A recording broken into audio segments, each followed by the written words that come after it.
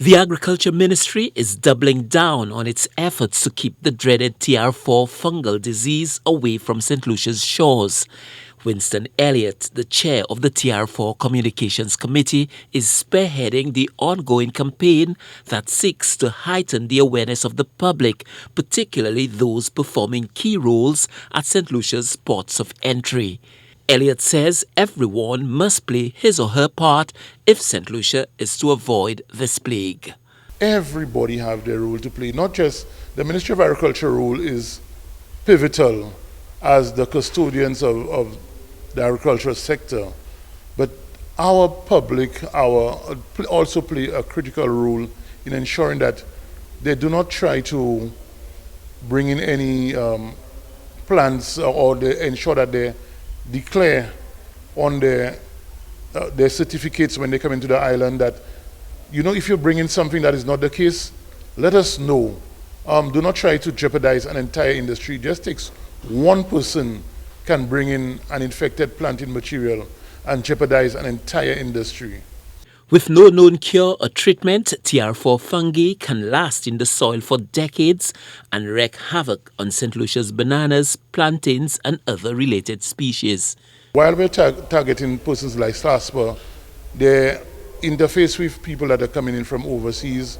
They can be alert because this is what this drive is all about. This awareness, Tr4 Awareness Campaign is about heightened awareness.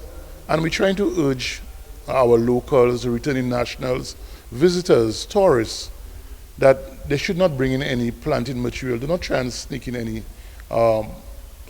plantain material in your luggage. You might have shoes that might be contaminated with soil from a farm where you've traveled overseas. This is to ensure that we promote heightened awareness for our various stakeholders. And SASPA's role is extremely important.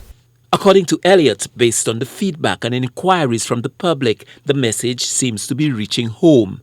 The level of cooperation, he says, has so far been commendable.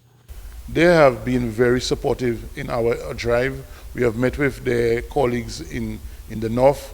Now we're meeting with their colleagues in the south, and the response that we have gotten from them has been extremely encouraging. Are you excited about the exercise today? Oh yes, they're very participative, they have asked questions, and we continue to appreciate the kind of support that we're getting from our various stakeholders.